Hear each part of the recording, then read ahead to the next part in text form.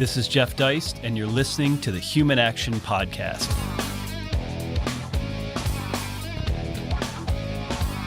Today, we're talking about the economics and theory behind interest rates.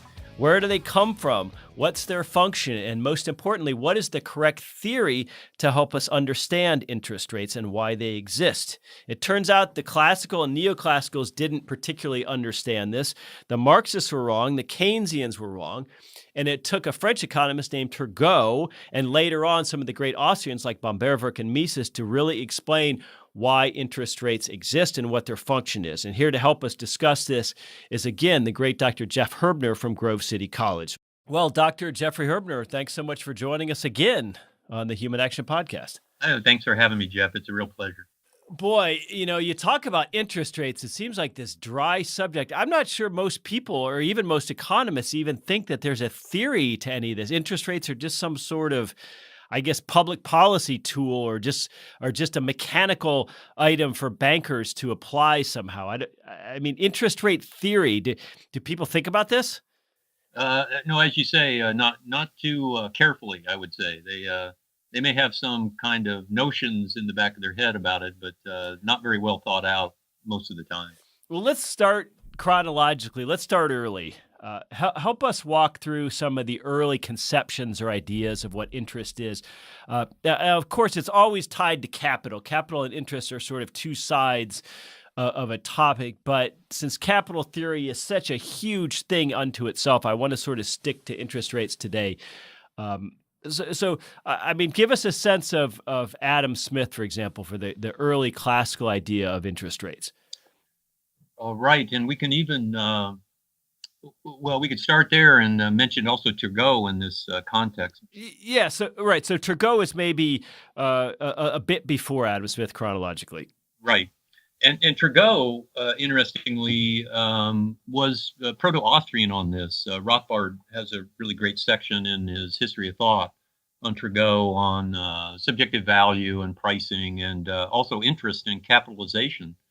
And so Turgot recognized that interest arises from a fundamental discount of the future relative to the present. So he was aware of what we today would call a time preference, although he didn't think about it quite in the same way that Mises and Feder would. But he recognized that when durable resources are purchased in a market by an entrepreneur, that the payment for the future revenue generated by these resources like land and capital goods and so on would be discounted. And therefore, the entrepreneur who has invested capital funding up front in a production process would earn this rate of interest across time, no matter what product was being produced and no matter how the original present money was being invested. So he was very good, very pioneering in this respect. Well, for our listeners who aren't familiar with Turgot, we have a great article by Rothbard, which we'll link to for the show. And Jeff, he's writing in the mid-1700s. So we're talking about 100 years, for example, before Bomberwerk, who we'll get to. And in reading Murray's article about him, I was struck by this sense, and it still applies to the arguments we're having today about labor and capital. Left libertarians talk about wages as theft. Alexandria Ocasio-Cortez talks about exploitation. But Rothbard says, well, the interest represents a payment by labor to capitalists for advancing their wages. In other words, the capitalist has to wait to hopefully make a profit and also risk. But whereas the wage earner is getting paid here and now in advance of, let's say, the sale of the actual good or service. Yeah, exactly. And Turgot actually integrated both those features, both the abstinence, the waiting part, so to speak, and the uncertainty. He actually saw that both of these would be a component of this discount, this price spread between paying money up front to buy inputs and then producing something and selling the output for money in the future. Well, so also writing in the 1700s, Adam Smith, what I think of what I guess the classical conception of interest is some sort of return on capital. So it's more amorphous and it doesn't go directly to time. Yeah, that's right. And in Bumbaverk's treatment of the views on interest before he wrote, he showed that these British classical economists had a wide variety of particular ways in which they tried to explain interest. But as Bumbaverk points out, they were all tied to the labor theory of value. And therefore they were always attempting, Smith and Ricardo and so on, always attempting to make a room for interest within a labor theory of value, where the assumption is that the final revenue of the product produced is reducible down to payments for labor. And this becomes, as you can imagine, this doesn't seem to leave any room for interest at all.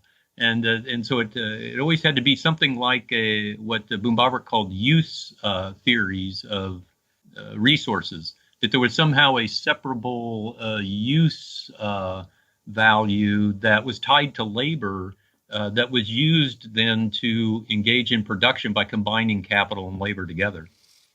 Right, and as pointed out in Roger Garrison's article about Bumbaverk, who we'll get into a little bit here, we'll also link to that. He in his first volume of his 3-volume treatise, and these 3 volumes together represent what Joe Salerno anyway considers one of the big 4 books in Austrian economics. So the first volume is called History and Critique of Interest Theories, which, as Jeff Herbner just mentioned, discusses some of the ideas in the past. The second one is maybe the most famous and the most applicable to our conversation today, the theory of capital.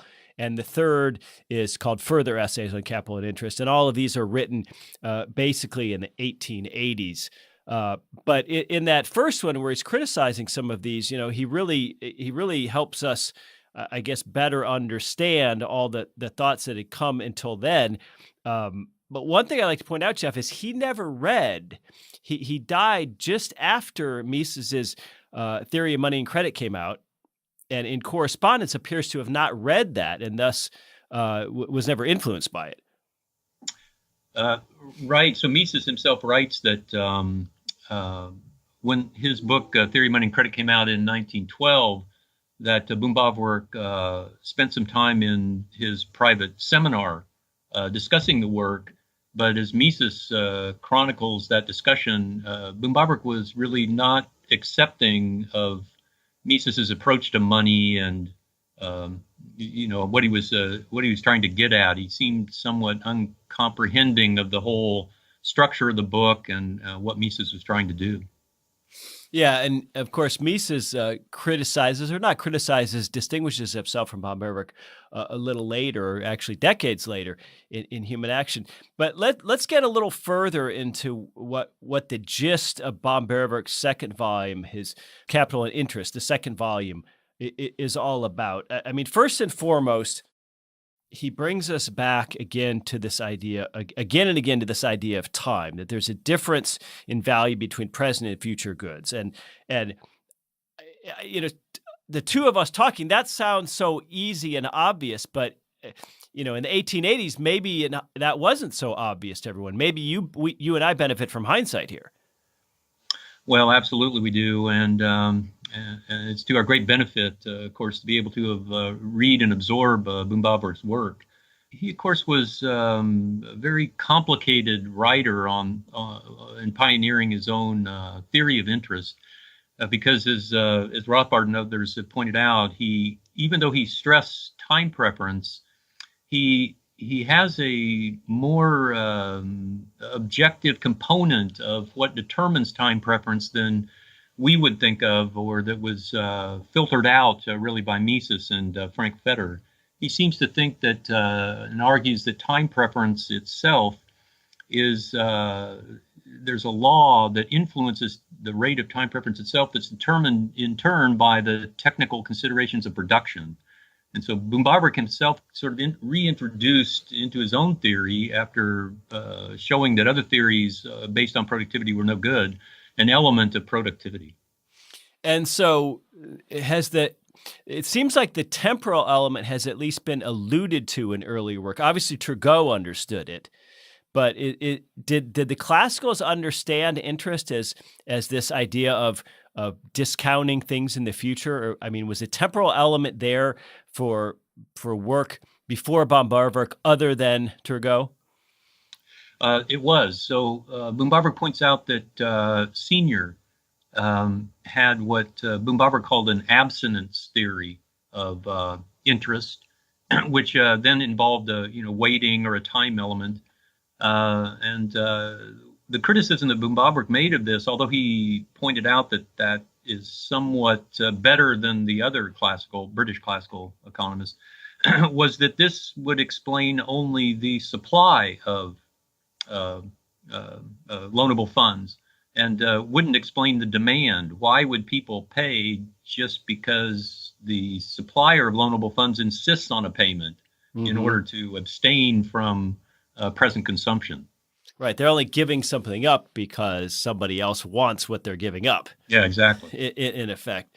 Yeah, I want to get further into von Bavarik here, but is this a good time to mention Wicksell, Knut Wicksell? They call him, I guess, the Swedish Austrian, which is kind of funny, but he was a Swede, and he's working at somewhat the same time as von Bavarik, and he used the phrase, for example, the natural rate of interest. So what should we know about Wicksell on interest? Yeah, it's not so much Wicksell's theory of interest. What was important in his work for the Austrian school was his view that there is a kind of natural rate of interest that emerges on the market that is determined in the particular way that he thinks, that can vary from the bank loan rate. And what was important about Wicksell was that he showed that if the bank loan rate is artificially lowered below the natural rate, this will lead to the beginning of a boom-bust cycle. And so it wasn't so much Wicksell's theory of interest that was important to the Austrians, the Mises who came later, but this theory of the dynamic of what would happen when bank rates were lowered below this natural rate. Well, let me ask you this, and I'm not saying this facetiously. Do you think Jerome Powell knows who Wicksell was? Do you think a 20-something newly minted PhD, brilliant Ivy League PhD, the Fed knows who Wicksell was? Maybe not, probably not. But yeah, it wouldn't be someone who would be, studied vigorously by newly minted PhD. Right. I'm joking, but it's not a rhetorical question. I mean, I would like to know the answer to that. It's funny to me to think about the idea that people were thinking and saying brilliant things 150 years ago, and maybe we ought to read them or give them some credence. Yeah, it's just like Rothbard always pointed out about how knowledge can be lost. It's not a Whig theory of history that we just progress further and further into the light, but sometimes we lose knowledge. Right. And we imagine that society goes forward only and never sideways or even backwards. And I think that applies to knowledge also. Let me ask you this. What is Wicksell? What's the point? He talks about having a stable price level and that the natural rate of interest will give us that. Is that, I mean, a stable price level sounds like a good thing, but is it a good thing that we ought to seek? Well, in his system, it's the natural result. I'm not sure if it's good or bad per se.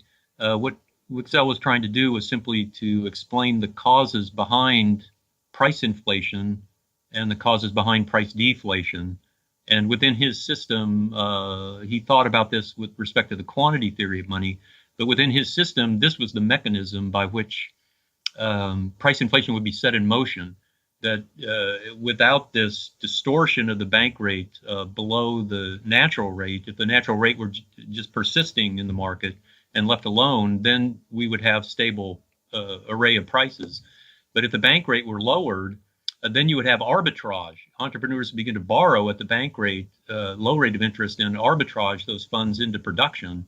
And in order to do that, they would have to buy more resources, and they begin to bid up the prices of resources, and we'd see this period of price inflation and expansion of production and so on. That kind of sounds familiar, doesn't it? Yeah. Yes, indeed. Yes, indeed. I mean, that sounds like proto malinvestment. Yeah, well, again, I'm not sure Wicksell himself saw it that way, but you're right. In the hands of Mises, who accepted Bumbavork's capital structure theory, you could see right away how the application of this dynamic would distort intertemporal allocation of resources. So getting back to Bumbavork, people who haven't read this, it really, first of all, I'm intrigued by how people in the 1800s were writing. It tends to be zestier. He has a lot of exclamation points. He has a lot of cool words like pike staff and things like that. And it's just, obviously this is a translation from his original German. The one I'm reading happens to be by Hans Sennholz. But nonetheless, he gives us some causes of interest or some reasons why interest would arise and why it exists. And they're so interesting to me because they're not dry or technical. They're actually sort of full of life and zesty. In other words, one of the causes, for example, I'll give you, Jeff, is he talks about the brevity and uncertainty of human life. And we don't think about that when it comes to banking, but that's part of what we're talking about here is that either, we could die. Tomorrow is not certain.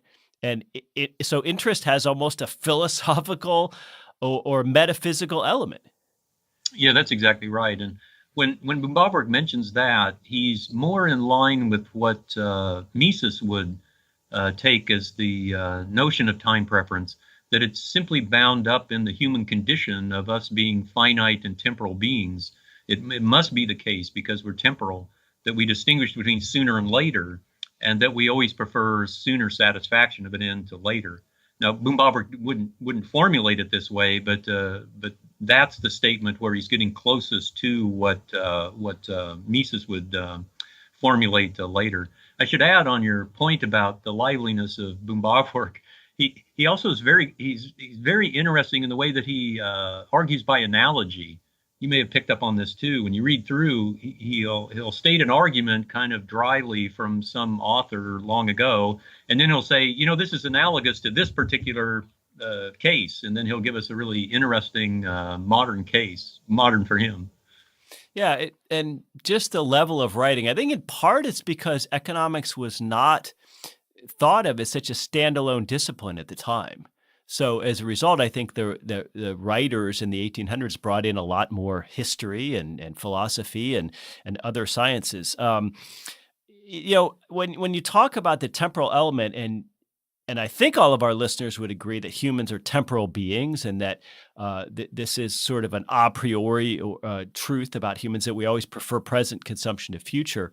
And I think the example we might give of that is, at least in our current, with our current life expectancies, everyone would rather have their dream house at 40 than 90, right? Yes, that's right. But I wonder, I was just thinking about this over the weekend. I wonder if people would challenge that today and say, well, just like people are saying that the AI revolution is going to render Hayek and Mises's arguments about information obsolete. I don't necessarily agree with that. But we can't know that you'll always prefer present consumption to future. What if life extension makes us live 200 years? What if X? What if Y? I mean, is that, what do you think of that? The idea that we of time preference, and that we always prefer something sooner than later, all other things being equal.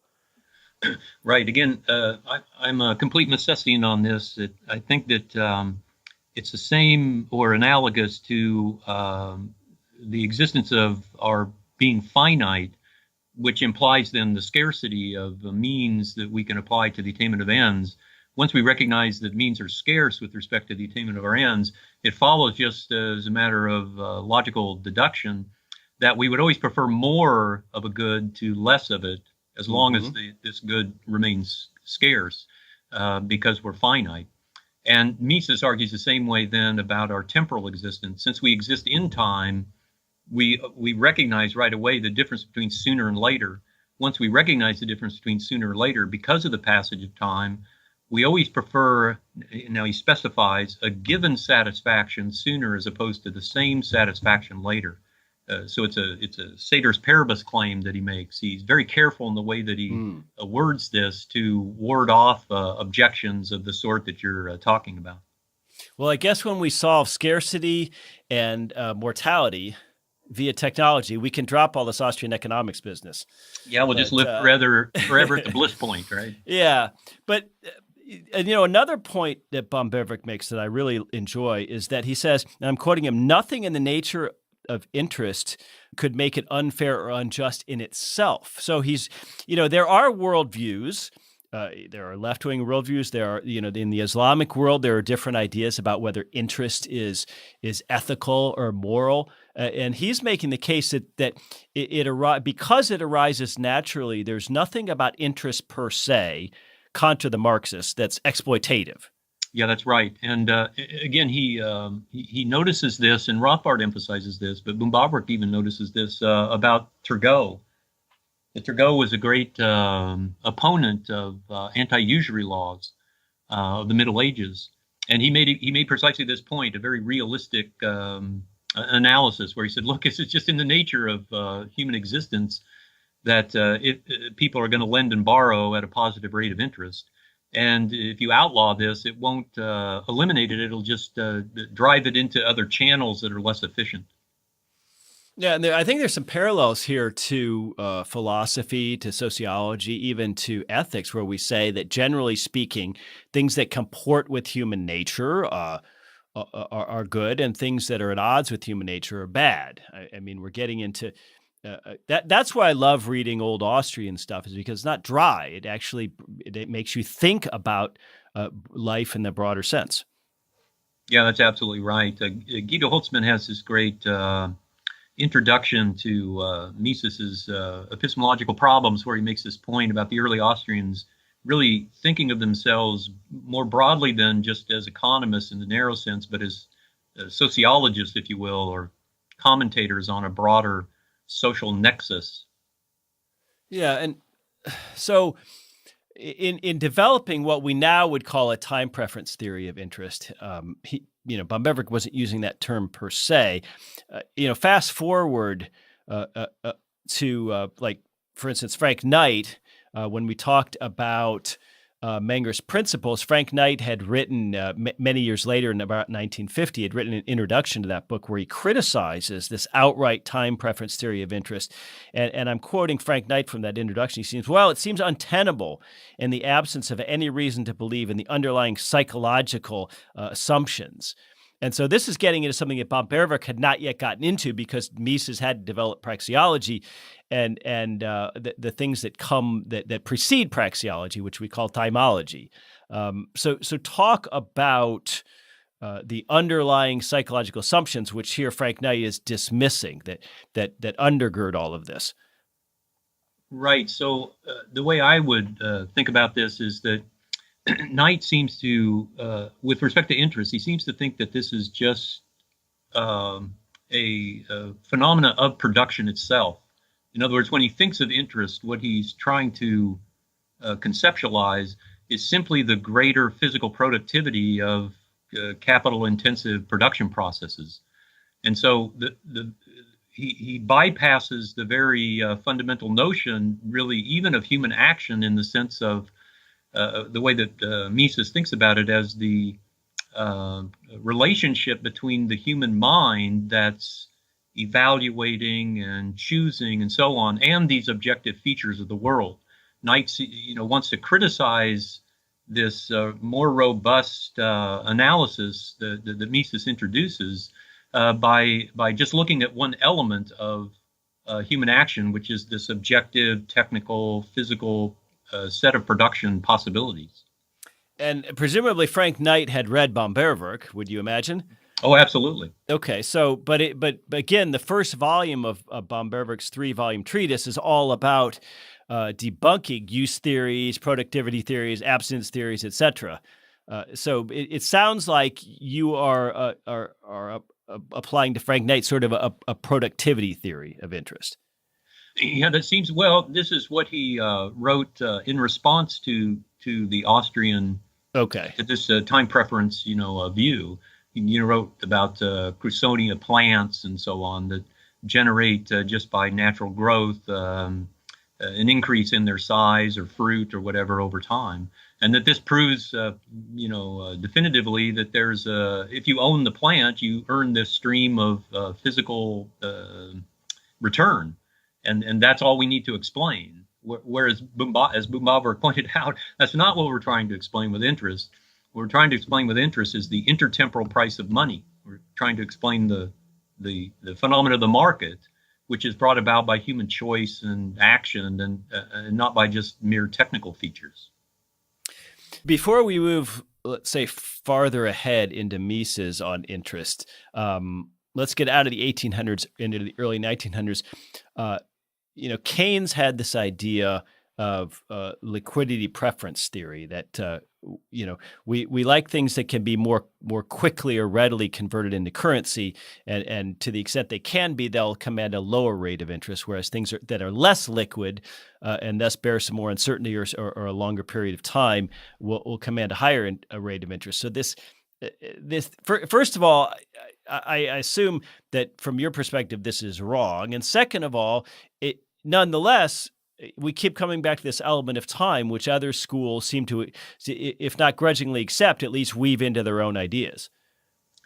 Yeah, so Keynes took the other sort of extreme position, as opposed to productivity theories. His view is often characterized as a purely monetary theory of interest. So he thinks the interest rate is determined by the demand for money, as you say, the liquidity preference, given the stock of money that exists in society. And well, one might think, well, how is that possible? Why would simply holding money generate interest? And so here what he says is that it's an opportunity cost. So the person who holds money forgoes earning interest on bonds, and therefore the interest then influences the holding of money. There'd be a downward sloping demand for holding money relative to interest. And of course, as Bumbaver already pointed out, this way of reasoning, he pointed this out in criticizing other interest theories before Keynes, obviously.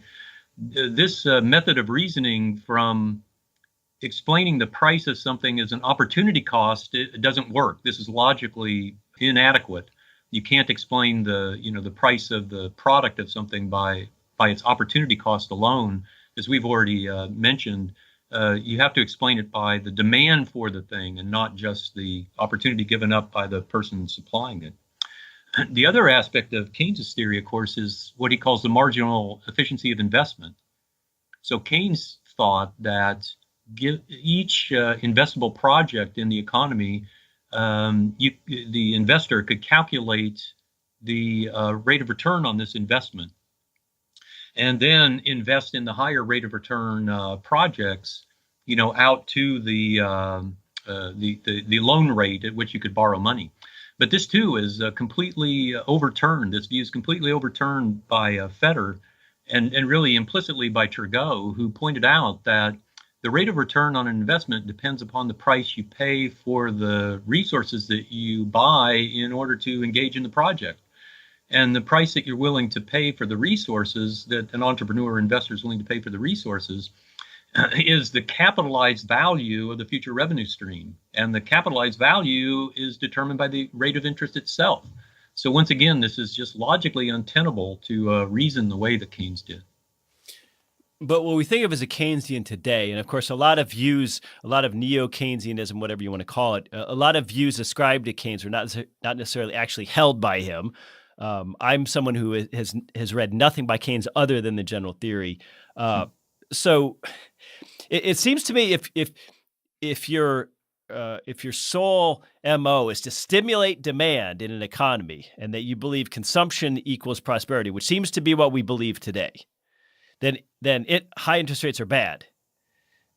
Right? We want people buying and consuming, not saving. Yes, that is the whole thrust behind the Keynesian framework, and by implication, the framework of most modern macro economists who accept the aggregate demand, aggregate supply kind of framework. Now, we haven't really touched on Marx here. I'm going to paraphrase. Marx and his progeny, I assume, would say something along the lines of, interest is inherently exploitative because all value comes from workers. And so anything that they're not paid that doesn't go to them, but goes to some sort of owner in the form of interest is taken from them. Is that roughly correct? Yeah, that's exactly it. And then, of course, it was Boom-Bawerk who exploded this view in his great work on this, pointing out the actual two components that Turgot noticed in the price spread between prices of output and prices of inputs paid by an entrepreneur. When an entrepreneur buys inputs and pays wages to labor, there's a discount in the payment from the marginal revenue product that the worker would earn. If the worker were willing to wait until the output was sold, then the worker could earn the full marginal revenue product. But the price spread exists because the entrepreneur pays in advance of the sale of the output and the generation of the revenue. And then the other is, of course, uncertainty, that someone has to bear the uncertainty of the final product not being sold for what is anticipated and built into the payment to labor and wages. And this is undertaken by the entrepreneur, and the workers relieved of this bearing of uncertainty because the worker, again, is paid in advance a contractual wage. Well, and Bohm-Bawerk goes into this. So give us your thoughts. What would be the role of interest, if any, in a pure socialist or pure planned economy? Well, as Mises points out in Human Action, what he calls originary interest, time preference and originary interest exists regardless of the institutional setting.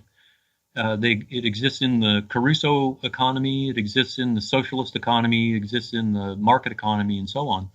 It's just that only in the market economy, well, the Caruso economy is a separable case, but in the division of labor economy, it's only in the market economy that it can be efficiently integrated into decision making. So the socialist centrally planned attempt at arranging a division of labor would again face the same kind of economic calculation problem. They wouldn't have a market interest rate denominated in money by which they could integrate their present value calculations of investable projects to determine where the greatest capital value investable projects are. Yeah, it's interesting how even the most planned economies always come back to these signposts and these signals, and that grasping in the dark doesn't actually work so well. So I want to talk about this section in Human Action, and I think for today's discussion anyway, I like his discussion of interest in human action perhaps more than in the theory of money and credit, because it represents a view later in his life and maybe a more developed view. So this term, you've already used it, originary interest. And I fall into this trap too of saying, well, interest rates are prices, that, supply and demand of money. And he reminds us that the price is just the ultimate reflection of interest rates. In other words, originary interest, he defines as a ratio and not a price. And that ratio is more or less between the value of our want satisfactions now and the value of our want satisfactions later. So help us understand this term originary interest. Yeah, this again is a little bit tricky, and you have to read Mises very carefully. It's a very technical area in economics. So Mises defines, at least the way I read him, he defines time preference as a satisfaction difference. So time preference, again, is the desire that people have, the preference people have for a sooner satisfaction as opposed to the same satisfaction later. Now, you can't put satisfactions in a ratio. You can only rank order them. And so this doesn't give us an interest rate or a ratio. To have a ratio, we have to, the time preference has to be manifest in some act using goods. And what's fundamental about this act is what Mises calls originary interest.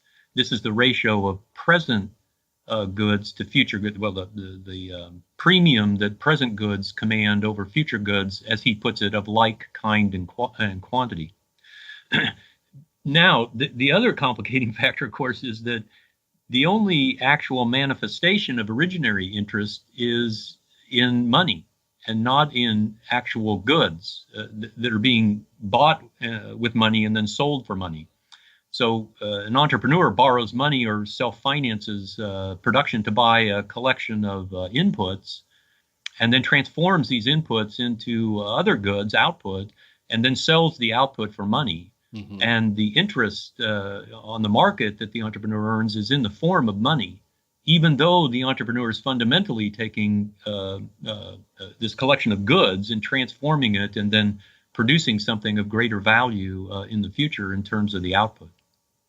But this ratio, let's say, of want satisfaction now, want satisfaction later, I mean, ultimately, apart from governments and central banks, and that's a big apart, ultimately it manifests itself in a number, doesn't it? I mean, At some point, the supply and demand determines a price, and you and I, you loan me $1,000, and we come up with an interest rate. That's correct, and this is precisely why you can't conceive of this ratio or this price, however you want to say it. You can't conceive of this in goods themselves, because again, you couldn't form a ratio between, or at least not a single ratio, at least between, all the different collections of producer goods that are used, hours of labor and numbers of machines and acres of land and so on and so forth, against the output that's produced, let's say number of refrigerators that are produced in the production process. You can only form this ratio in a common unit, and the common unit is money. So once again, we see the importance of economic calculation to Mises, that all of the different elements of pricing are not in kind and barter exchange ratios, but they're all, including the interest rate, in money. Now, let's go back to our example of no central bank and no state intervention. What if, it's 150 years ago and you're in a small town without access, neither you nor your small town bank has access to big national or international capital markets? Would my ability to borrow money literally be dependent on my neighbor's willingness to save and deposit? And would the interest rate reflect that? I mean, it seems like all of this at one point in time was hyper-localized. It's possible. I'm not sure about historical analysis of cases like this, but certainly across regions, you can see this kind of thing. The thing that tends to, though, overcome this regionalization of credit markets is precisely that this trade is all done in money. And very quickly in history, then it could be done in claims to money. And once that step is taken, say in the high Middle Ages by the banking institutions of northern Italian city-states, you tend to see a more widespread geographic area sort of encompassed into a single financial market area. Right. So in other words, the market trends this way. It takes care of it. Exactly. It expands and develops through financial innovation this way. So Mises talks about a neutral interest rate. Now we've heard him say many times, money's never neutral. Money never hits everybody at the same time and benefits everyone at the same time. So, but what's a neutral rate of interest in the Misesian sense, and what does it mean to us? How does it help us understand things? Yeah, I think here Mises is trying to integrate now Wicksel's notion of the natural rate. The problem with the way Wicksel formulates this is that he did it in terms of the goods themselves. And so once again, it isn't possible for Mises to integrate a barter exchange ratio analysis into his monetary economic calculation analysis. So, and of course, there are additional theoretical implications that Wicksel didn't develop that Mises does in his business cycle theory. So to talk about a neutral rate of interest, he's speaking about the rate that would emerge on the market through just the voluntary saving and investing of people based upon their time preferences and other factors involved in lending and borrowing. And then again, he invokes the kind of dynamic that Wicksel talked about. What if the government steps in and manipulates the market rate, and it deviates, it goes below this natural rate of interest? Then what happens? And so he sets in motion, again in Wicksel, this process was done by an actual difference between the bank rate and this barter exchange natural rate. But as Mises points out, since money is integrated into the economy, when the bank rate goes down, the rate of exchange or interest, I should say, in production also goes down. Well, I noticed that Mises takes a lot of pains to talk about what interest is not. He insists, first of all, it's not rent.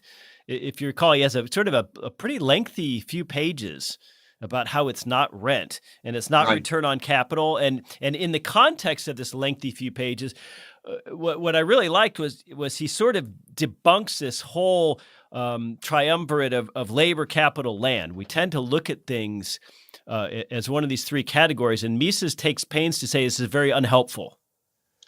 That's exactly right. He gets this again from Fetter, or at least Fetter was the one who pioneered this view. And again, what Fetter was working against was this position that had come out of the classical school and even was sort of lingering in Turgot, that there's something especially productive about capital, or for Turgot about land, or one of the factors of production, that there's some distinction with respect to the rate of return that can be earned by investing in these different types of factors of production. And what Fetter pointed out is that this is entirely wrong, that the process of capitalization, the process that the investor goes through in calculating the present value of the future revenue stream by investing in a durable producer good, is the same whether the durable producer good is land or capital good or any other factor of production. So there's a commonality, there's a universal law of pricing with respect to all of these factors of production. And that's what Mises is emphasizing. Yeah, it's a great section of the book. Well, and again, in this discussion of originary interest, he points out land. If we didn't discount all of its future uses, we might find people didn't really buy and sell land. Yeah, that's correct. They would just hold it. Yeah, because the price would be indefinitely high. You would have you have land that's been in useful production for thousands of years. And if you tried to, just add up the monetary return, 1,000 years into the future from land that can grow a crop every year, you get indefinitely high prices for land, and then land could never be bought and sold. Well, in the Misesian conception of originary interest, and I hope I'm saying this right, Mises argues that the number, the interest rate, is always positive. And of course, today that's very much in dispute. Let's say across Europe, not necessarily nominally, but there's sovereign debt from certain European countries that trades and sells with a real negative return on it. And there's people, we'll get to this, but there's people like Eamon Butler. I'm sure a lot of you will know that name, an economist with the Adam Smith Institute, who would argue that interest can be zero or even negative. So first and foremost, and those of us who are lay readers like myself and like most of our listeners, the idea of zero or negative interest rate is just crazy on its face. You'd never give up something today in exchange for something less tomorrow. So help us with the Misesian argument that the interest rates are always positive. Right. Just to comment, though, on what you just said about the common sense view of this was also the position that was advanced by Irving Fisher. He was, as far as I know, the first one to point this out, that the nominal interest rate, the actual exchange of present money for future money, the intertemporal exchange rate, could never be negative. Because as you point out, the lender, if it were negative, the lender would simply hold on to the cash and would not lend, and then would have the full sum at the end of the period. And that's always better than having the smaller sum where you would have to have a negative interest rate on the principal. So that's that's in the literature a very powerful argument. But Mises's view again goes back to the human condition, where he points out that time preference itself can never be, so to speak, negative. There always must be a preference for sooner satisfaction of an end compared to the same satisfaction later, that this is just built into human nature.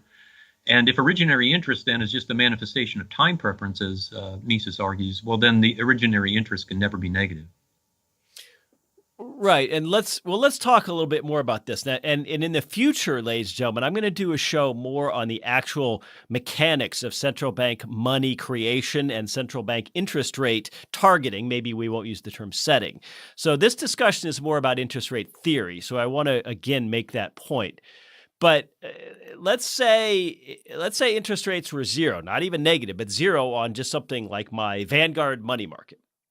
I would be sorely tempted to say, even with any counterparty other than cash in my house, and then I've got a burglary risk, but with any counterparty, even a CD or a money market or a local savings and loan bank, I've always got a risk of them going under or closing their doors or having a seizure or something. So why would I ever even deposit money, much less lend it at zero interest rates? Now, let's say I had 50 grand in my Vanguard. I might, at zero interest rates, I might take the risk of storing that in my house. Now, if I had $1 million in my Vanguard, I might say I'm not comfortable with $1 million in my house, and so I'll pay a couple points for some sort of safeguarding, basically warehousing electronic blips at Vanguard or whatever at a bank. But apart from that burglary risk or whatever, why would I just hold on to my cash in the most literal physical sense? Yeah, no, that's exactly right. Or you would take the cash and buy consumer goods. Yeah. And enjoy the subjective value of the consumer goods. Yeah, that's exactly. I might just say, well, I get a car or put it into something tangible. I might buy gold and silver. I might buy all kinds of things, or I might just go to Vegas. But I'm not earning any interest on my money. Now let's take that into the negative interest rate territory, which we've actually seen in Europe. Is there an argument that a big institutional investor, let's say a pension fund, a university, somebody hundreds of millions or billions of dollars, or euro or Swiss francs or whatever, says, well, look, these sovereign debt, whether that be U.S. Treasuries or German bonds, or not Greek and Italian bonds, by the way, but German bonds, those are the next thing, the next best thing to actual cash. I mean, those are the default risk on those approaches zero, because these are sovereign governments that can produce. Well, the ECB can produce euro, and so we'll pay a few points in the form of 3% negative real interest, just to know that that's the extent of our loss. It's almost like in a pure 100% reserve bank, I might pay a few points for, in effect, a warehousing function. Yeah, I think that's right. I think that's correct. And just on the other aspect of this, when governments, central banks institute negative interest rates with respect to the banking system, then this, of course, is not an interest rate at all, but just a fee. Yeah, it's a fee, and of course the other thing is we kid ourselves. I think most of our listeners would agree about the real rate of inflation. Right. So who knows what's a real negative yield? Even if you're getting 1.5 on your savings account or whatever. Yes, that's right. Yeah, absolutely. I mean, that might be real negative at the moment, right here in the good old U.S. of A. Absolutely. Mm-hmm. So this is interesting to me, but there's another argument out there, and Eamon Butler makes this argument. So we'll play devil's advocate. It says, well, look, the days of high interest rates are gone forever, because we no longer need to pay that much to get capitalists to do things, because we've gotten really good at capitalism. We've gotten really good at producing stuff cheaper and cheaper and cheaper as productivity increased throughout the 20th century, now 21st. So as a result of that, we're better at producing stuff. And on top of all that, not only are we in the West better, but now we have places like India and China and Vietnam that can make stuff too. So you put all this together, and we've got an overall deflationary environment for stuff, and therefore investors are willing to accept lower rates because falling prices boost their real returns. And so even a nominal rate of zero is a real positive interest rate when we view things this way. When we don't talk about when we talk about deflation, the deflationary pressures of a productive global economy, especially look at something, Jeff, like consumer electronics. So I think the point here, of course, is that is to go back to this capitalization idea. If entrepreneurs anticipate lower selling prices in the future, they're in a market like consumer electronics where they see the price trend going down, then of course that affects their demand for the factors of production now and the price of the assets that they're holding to engage in this production, because the future revenue stream now is altered. And whether or not or to the extent that they discount this future revenue stream, is based upon a entirely different consideration, as Mises says. And this consideration is just the, so to speak, social rate of time preference, the underlying rate of time preference that's moving people to save and invest.